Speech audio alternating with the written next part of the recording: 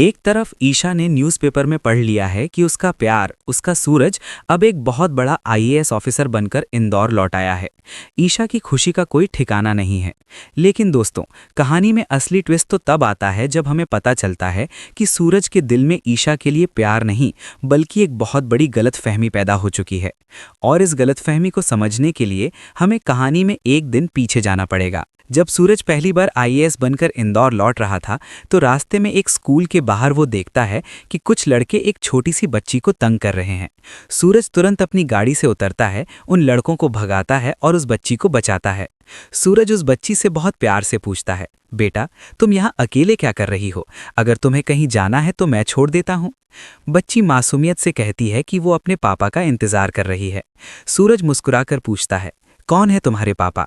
और दोस्तों, उस बच्ची का जवाब सुनकर सूरज के पैरों तले जमीन खिसक जाती है। बच्ची कहती है, मेरे पापा आईपीएस आकाश सिंह है और मेरी मम्मी का नाम ईशा है। यहाँ मैं आपको बता दूं दोस्तों कि वो बच्ची ईशा और आकाश की सगी बेटी नहीं है, बल्कि उन्होंने उसे अडॉप्ट किया है। लेकिन सूरज को ये सच नहीं पता। सूरज को लगता है कि ईशा सच में अपनी जिंदगी में बहुत आगे बढ़ चुकी है। सूरज सोचता है कि अगर ईशा ने मजबूरी में आकाश से शादी का नाटक किया था, तो आज उनकी ये बेटी नहीं होती। बस इसी एक गलतफहमी की वजह से सूरज का दिल पूरी तरह टूट जाता है और वो ईशा से नफरत करने लगता है। उधर ईशा को इन सब बातों का कोई अंदाजा नहीं है। ईशा को लगता है कि उसका सूरज आज भी उससे उतना ही प्यार करता है जितना 1 साल पहले करता था। ईशा किसी तरह सूरज का नया नंबर जुगाड़ लेती है और उसे कॉल करती है। जैसे ही सूरज फोन उठाता है, ईशा खुशी से कांपती हुई आवाज में कहती है, हेलो सूरज। ईशा की आवाज़ सुनते ही सूरज के पुराने जख्म हरे हो जाते हैं। उसका दिल तड़प उठता है। लेकिन अपनी उसी गलतफहमी की ईशा आकाश के साथ खुश है कि वजह से सूरज बिना एक शब्द बोले सीधा फ़ोन काट देता है और ईशा के नंबर को ब्लॉक कर देता है। बेचारी ईशा मन ही मन सोचती है कि शायद सूरज किसी ज़रूरी मीटिंग में बिजी होगा, इसलिए फ़ोन काट दिया। अब आता है सबसे बड़ा और दर्दनाक सीन। सूरज अपने पापा अरविंद जी, ताई माँ और अपने दोस्त बंटी को अपना नया आईएएस ऑफिस दिखाने लेकर जाता है। सूरज पूरे गर्व से उन्हें अपना कैबिन दिखा ही रहा होता है कि तभी ऑफिस के दरवाजे से ईशा की एंट्री होती है। सूरज ईशा को देखता तो है, लेकिन वो उसे पूरी तरह इग्नोर कर देता है। ईशा को वहां देखकर अरविंद जी तो चुप रहते हैं, लेकिन ताई माँ का गुस्सा 7वें आसमान पर पहुंच जाता है। ताई माँ ईशा को ताना मारते हुए कहती हैं, ए महारानी, तू यहाँ क्या करने आई है? 1 साल पहले जब मेरा सूरज गुंडा था, तब तो तूने धक्के देकर उसे निकाल दिया था, और आज जब वो बड़ा अफसर बन गया तो वापस आ गई। ताई माँ की ये कड़वी बातें सुनकर ईशा रोने लगती है।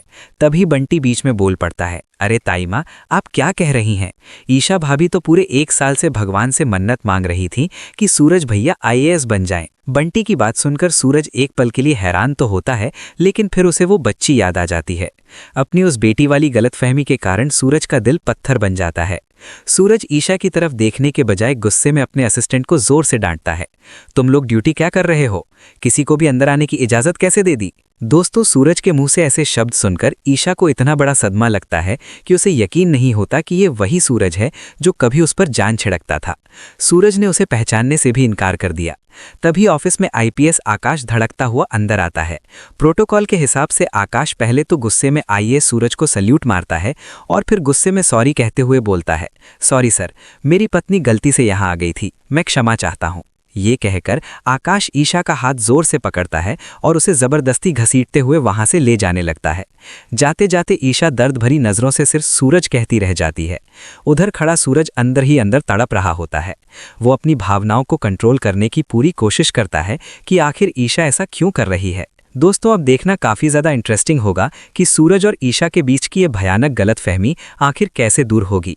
सूरज को ये कैसे पता चलेगा कि वो बच्ची उनकी सगी बेटी नहीं है।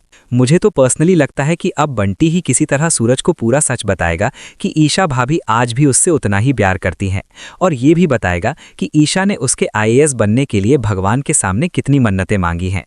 आपको क्या लगता है दोस्तों? क्या बंटी सूरज की आंखें खोल पाएगा?